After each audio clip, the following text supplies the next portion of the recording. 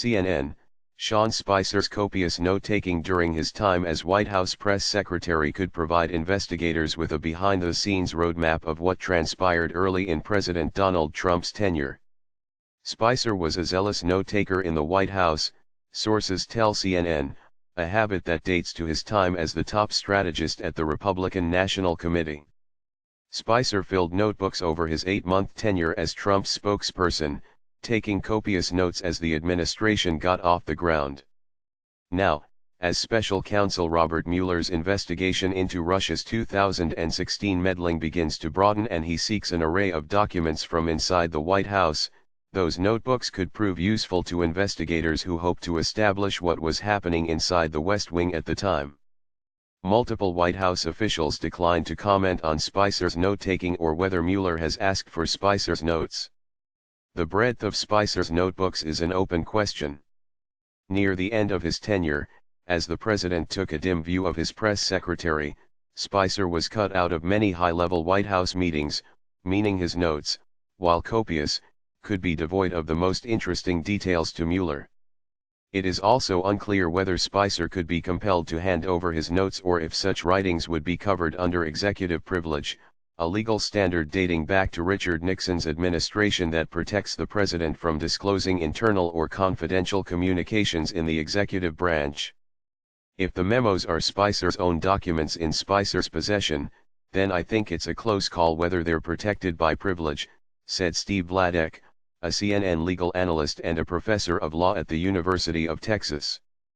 And all of this assumes Spicer wants to invoke privilege.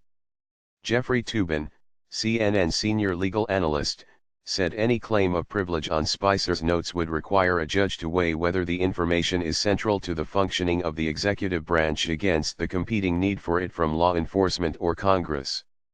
The primary check on the president is political rather than legal, in the sense that presidents don't want to be seen as covering up, Toobin said. They want to appear to be cooperative and that they have nothing to hide. But if they decide to fight, I think the outcome is not clear at all. Trump and his senior aides have vowed to be transparent with the Mueller investigation, with the hopes of it ending soon. Spicer's note-taking struck some former White House officials as odd, given that most administrations that find themselves under investigation caution aides against taking detailed notes because of the possibility that those reflections could be subpoenaed and made public.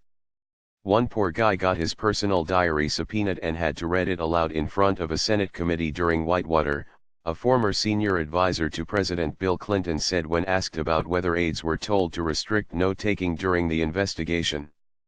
So we learned early on not to do that. The former official was referring to Joshua Steiner, the former chief of staff for Treasury Secretary Lloyd Bentsen, who testified in 1994 about the lessons he would lay out for himself at this end of his regular diary entries. Sitting before Senate panel investigating the Clintons, Steiner read the end of one of his diary entries.